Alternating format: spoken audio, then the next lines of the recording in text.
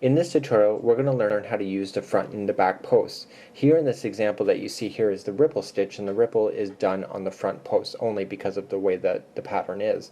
But we need to understand what is causing the ripples to actually cause it to be 3D, because basically it's the same stitching lines, it's just where you're grabbing it.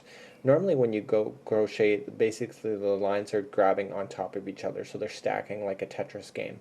But now what's happening is when you go to use the posts, instead of grabbing the stitch on the very top, we're actually grabbing a portion of the way down, causing the top of that actual stitch row to bend over.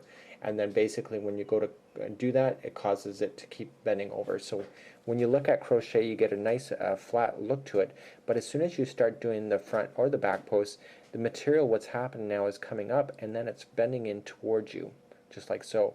So it actually can be quite a yarn pig. It actually makes things a lot more thicker. It makes it more solid.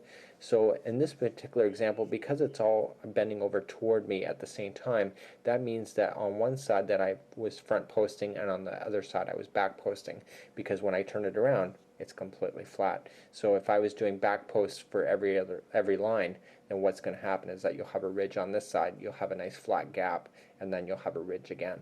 Where in this one, it's ridge, ridge, ridge, ridge, ridge. So let's get started on using the back and the front posts. Rotate our material, and we'll start working on the back posts. Now the back posts are the same thing as the front post because you are grabbing a portion of the way down. It's harder to, you can't just go chain up your 3 when you're double crocheting. So we're only going to chain up 2, and we're going to jump onto the first post, so the post is in between. So wrapping your material, and instead of coming from the front side now, you're going to come from the back, okay? And I know this looks awkward. You're going to come from the back and then you're going to pop it so that you appear to have one post on the back of your hook.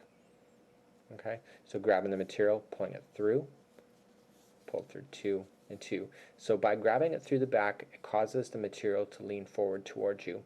And this is actually a bit awkward when you first start working with it. Just continue to double crochet yourselves on the back posts.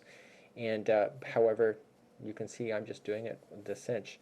It's actually, once you get the feel with your fingers, this actually goes really quick. So you just got to use your fingers to guide the way for your hook in order to make the back post possible.